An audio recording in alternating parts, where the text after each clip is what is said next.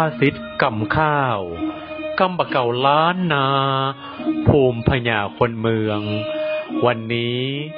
เสนอกำว่าแมวขึ้นข้วนบ่ม่วนใจหนูก้อนกำจ๋ามีมาเมินแต่ปะใส่ตัวแป้จ้างปลาอดสูเพียบแมวขึ้นข้วนบ่ม่วนใจหนูตึงกับแต่ลูสับสนป่นปี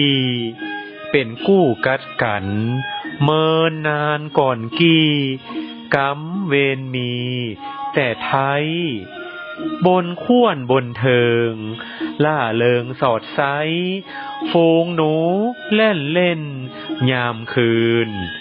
แมวยินเสียงแล้วสะแววคัดขืนก้าก้าอื่นพกส่องย่องยือหนูหันเงาแมวจอดแจวจื้อกือดักบ่หือเงียบมิดกลัวนักกลัวหลายวำวายชีวิตกลัวลิดเล็บเคี้ยวของแมวจำเป็นขาบพักดักวิดเป็นแถวจอดบ่มีแจวลิดแมวข่มได้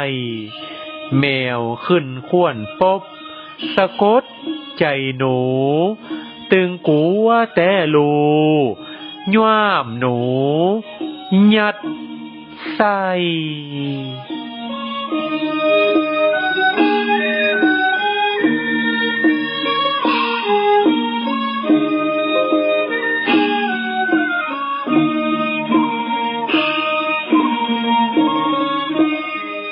แมวขึ้นข้วน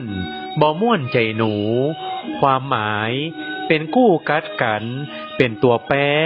หรือศัตรูที่สามารถข่มขู่กันได้อุปมาเหมือนดั่งโบราณเปรียบเทียบว่าแมวถ้าได้ขึ้นไปบนข้วนหรือว่าเพดานที่อาศัยอยู่ของหมู่หนูแล้ว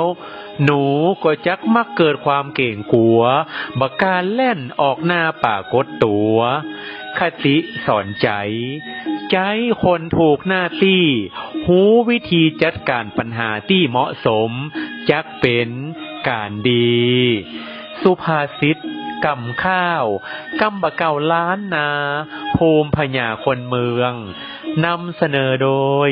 สภาวัฒนธรรมจังหวัดลำพูนและสำนักงานวัฒนธรรมจังหวัดลำพูนร่วมกับสถานีวิทยุกระจายเสียงแห่งประเทศไทยจังหวัดลำพูน